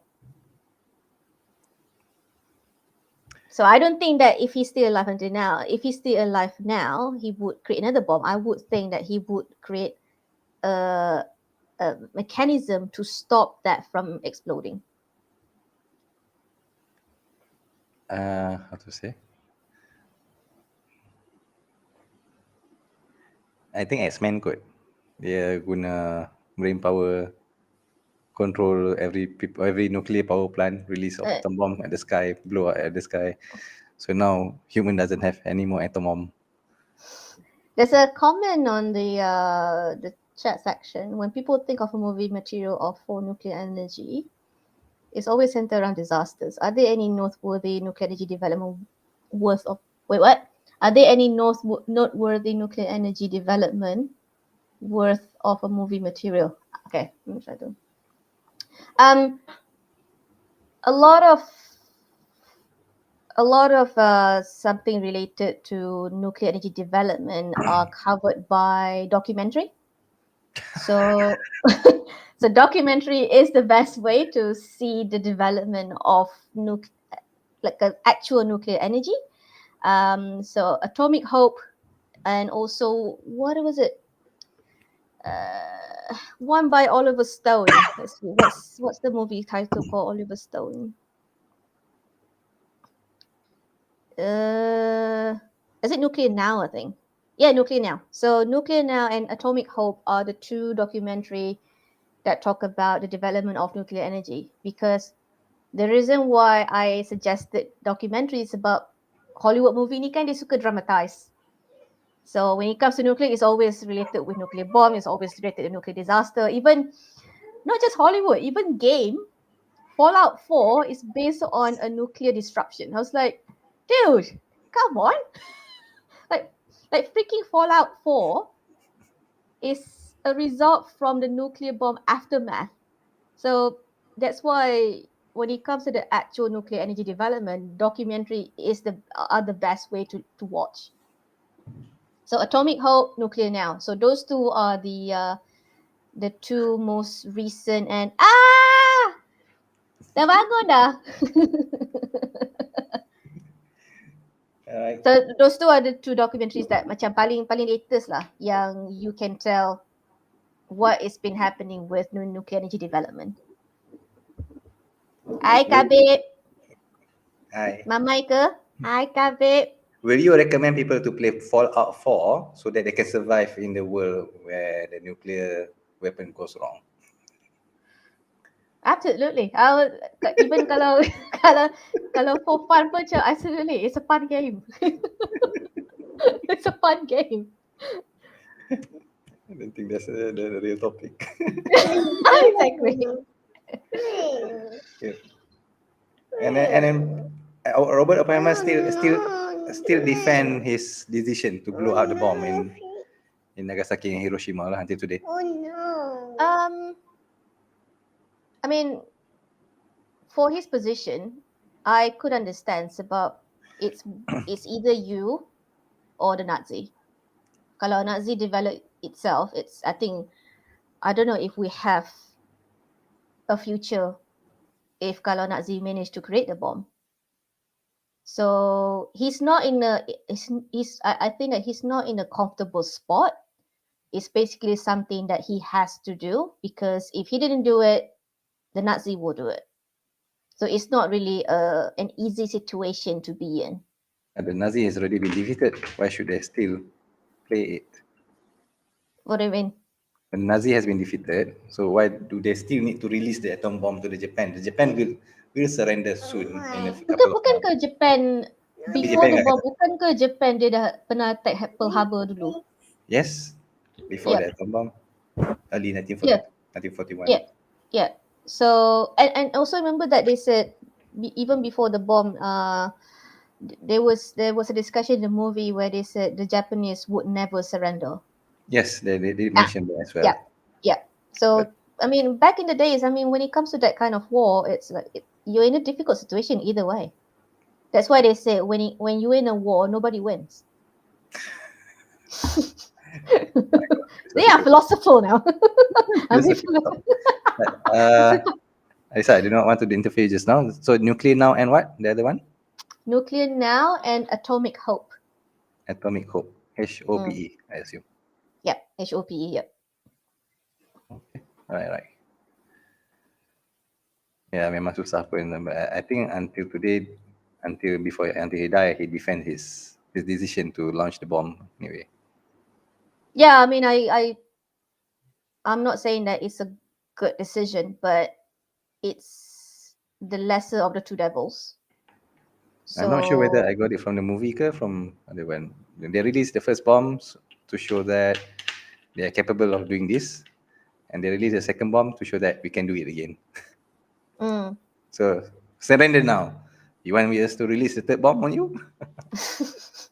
No, it would be hard because there's so many safeguards and also non-proliferation agreement between countries, and also a safeguard where kalau this country nak develop nuclear energy, you have to be in some sort of like an agreement that this won't be used for a weapon after that. That's what Robert Oppenheimer wished for once the world saw how powerful the weapon is. Instead, it goes the other way around. Okay, let's build one as well. I mean, okay, continue first. I mean, like nuclear energy itself as electricity, it's something. No.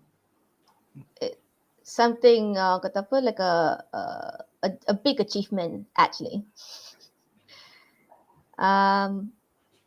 But there's always tak adalah macam ruang sebab when it comes to nuclear energy, it depends on how can you extract from the fuel waste in order to make a bomb.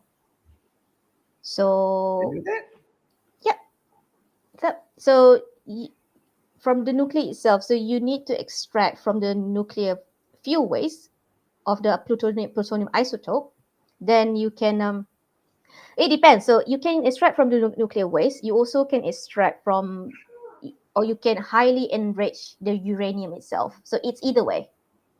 So when it comes to the nuclear energy, for electricity, you only able to enrich. I can't remember what is it. I can't remember the name of the percent. I can't remember the figure of the enrichment percentage you need for electricity generation, but for developing nuclear weapon, it's actually a lot higher. So you can uh, create the nuclear. If you want to have a nuclear bomb, you can start from enriching uranium in a higher percentage, or you can take, or you can extract from nuclear waste or nuclear fuel waste that has, I think, plutonium isotope in it. But you also have to process in order to make as a weapon. So it can go either way, but those are based on the old nuclear generation. So I we thought, kind of like extract a bit from the nuclear movie now. nobody knows this except for you. Yeah.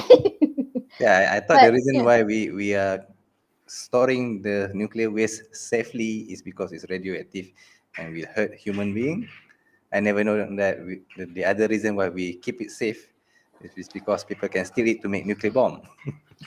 Yeah, but it's not just any people that can steal it and then make a nuclear bomb at the backyard. It require to extract nuclear waste itself is requires such a high or advanced processing procedure, whether it's high temperature, whether high technology, but it requires such a high end um, treatment in order to extract that. Um, so it's not simply you steal from the waste somewhere in a facility and then bring it back to your backyard lab. No, it doesn't work that way. It requires such a advanced processing or treatment in order to get that. And some people might have it, like, people from some army somewhere in Middle That's Eastern, why I they don't attack know. Iraq in the first place. Yeah, yeah. And with Iran, they're Iraq, also afraid Iraq. that they would enrich the uranium to the percentage level that has the ability to make a weapon. Because you also can make from the uranium itself, you also can enrich the uranium. So uranium is either you can enrich for fuel generation, for electricity generation, or you can enrich higher up for weapon. So it can go both ways. You see? Right, any more regarding the influence of the movie to the world? um no, I think that's it. I think I said about how it would not help people to distinct between nuclear weapon and nuclear energy. That's my only concern. It's like there's nothing else that is concerning about this She movie wants to apart have from a that. job. I still need my job, man. I still need my job, and this movie doesn't help because image works better. So if I say that it's not nuclear energy, it's not a bomb, but that image definitely compete with whatever I said coming out from my mouth. So yeah, People are not going to trust you. no, because the image is so powerful. Yeah. Okay, and I think that the influence to the world is that we know our history more. Like I mentioned, 80 years is far. We just read this stuff in the textbooks. So it's very Mm, nice to see it. And I'm not sure my YouTube newsfeed memang banyak pasal Oppenheimer nuclear right now. And I was wondering why hydrogen bomb. Kan kalau dengan nama lah kan, kalau dengan nama hydrogen dengan atom, mestilah atom power lagi kan. mm, Turns out to be hydrogen is a lot more powerful than atom bomb. yes. Like 100 times more powerful kan macam. Oh really? Macam I tak tahu kan benda tu. Have you seen what's that thing? The one that they have the like a balloon filled with hydrogen and then it's just ignite easily and then everything just disperse. I tengok yang hydrogen airship terbakar lah. That one ah. Ya ya ya. What's that name again? Come It's again? a It's what's that? hydrogen Hindenburg. Hindenburg. Edinburgh. Oh, yeah, okay. Yeah, Hindenburg. I watched the new cast yang untuk tengah baca okay nak landing into terbakar and he was reporting it live. That report menang award, right? The one of the best report. That's Yeah, I that's mean, that's only benda-benda macam hydrogen. ni, benda-benda macam ni kan, hydrogen atom or bomb, it's actually quite interesting. Tapi itulah, it's Who doesn't like explosions?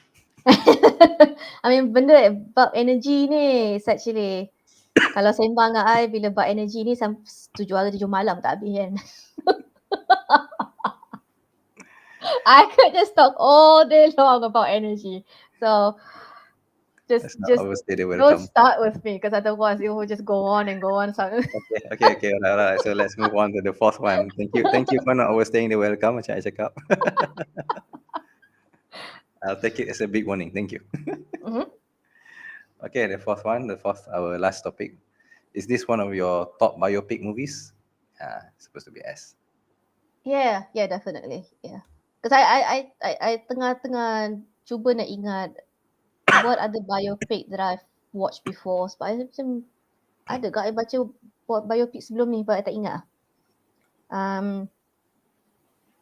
But yeah, there's definitely one of the one that yang I suka and I'm willing to watch for a second time.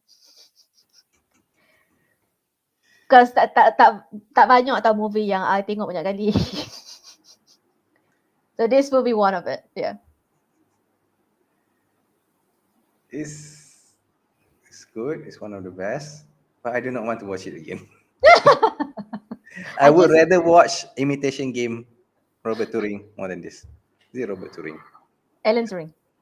Adrian Turing. Yeah. Alan Turing. Yeah. Okay. Thank you. But macam I will watch again just to feel the adrenaline masa bomb macam once the success of Trinity test. Bila the Trinity test was successful, that's the point yang I macam I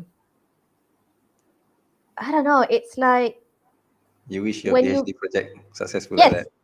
Exactly. When you're doing this freaking research thing for many years, at the end, bila it manage to function according to what you plan, like dia punya level puas hati tu macam, dude, I don't know how to explain, but that success rate of Trinity test just, kata apa? Right. Like really hit me to the core. So I would definitely watch it again just for the sake of that. You wish somehow it will bring you good luck for your project. Okay. Yeah.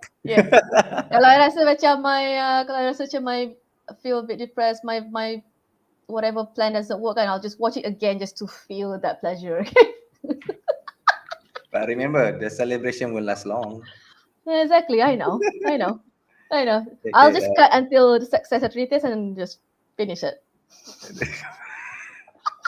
I wouldn't watch the third arc. I just like close until the second arc and just enjoy the pleasure feeling for a longer time.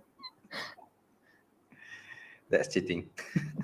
Okay, there's a comment now here. I think you should appreciate it. There's a chat. Yeah, no. That's a hard no.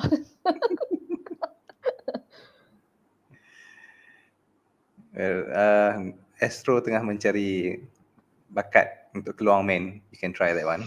God. Could be an advanced keluar man with, macam Iron Man ada reactor arc on the chest kan. This one, no. Do you watch in IMAX? Tak, I watch. Yeah. 17mm punya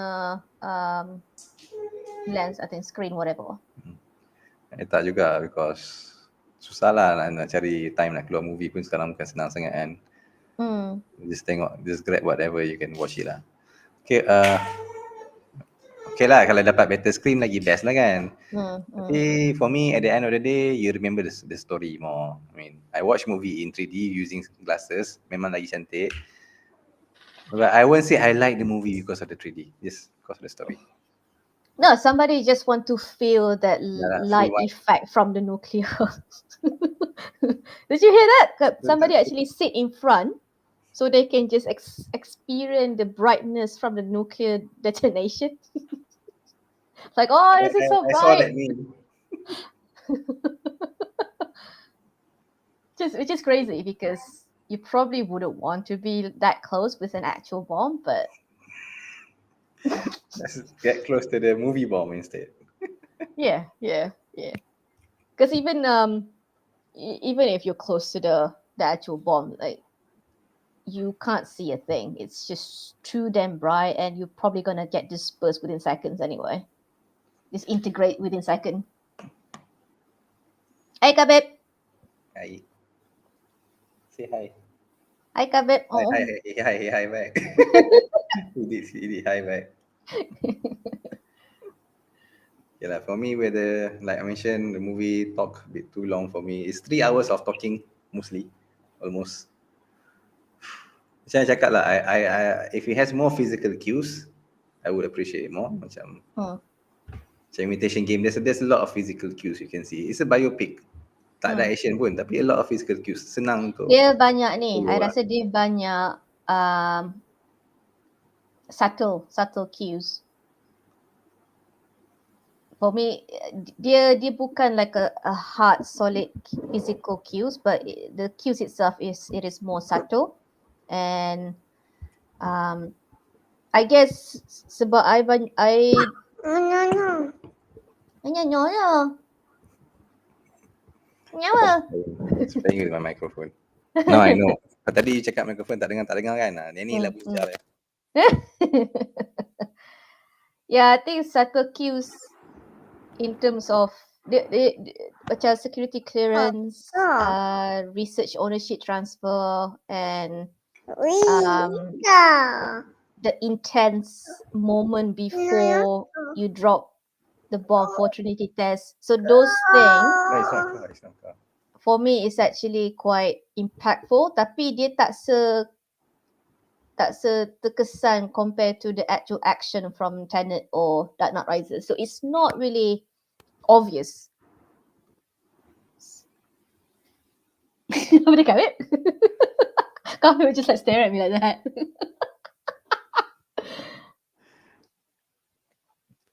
Now kan ada orang kata. Yeah, he's playing with the microphone. No. Kan ada yang biopic movie kata phase 1 kan. Okay, start with Oppenheimer, kemudian ada yang ada. Yes, I know that. Oh my god. Sorry, I cannot show the meme right now because of him here. Ada dah nampak. Ada dah. I wish. I cannot show to the public lah. I wish that kind of like phase 1 more biopic movies would be released. Because this is one of the educational movie, you can say that. Nama-nama tu pun lagi best kan. I mean, right now people are having superhero fatigue. Yeah. Okay, the public is having superhero fatigue. So why not release more biopic movies? I actually agree with the comments about the tension actually kept the attention throughout the movie. Macam the tension from the courtroom drama, the tension from the Los Alamos, and also the Manhattan Project. It's actually the fact that the movie has a lot of words. I'm surprised that it's able to have people, watch from start to finish. Yeah, that's why I said although it has a lot of dialogues, talks, but it's not boring. Can keep your attention for 3 hours. Oh, kabit ngamuk dah. Okay. Lapar ke? Mamai. And microphone benda yang dia jarang jumpa. Okay, since Kabik is here, I think we cannot stay for too long. That's a sign, yeah. 2 hours, bagus dah. So few more things you would like to say? Comment on the movie or? Okay. Definitely go watch it. It's just that I would say if you want to watch it, and then if you already watched Tenet and Dark Knight trilogy, do lower your expectation. I'm not saying that it's a bad movie. No, it's a fantastic movie. But when it comes to kalau you datang with the mindset nak tengok bumbang, all the explosion action, this is not the right movie. So you tak boleh compare atau pembanding from apple to apple. I won't say lower expectation. Just expect things correctly.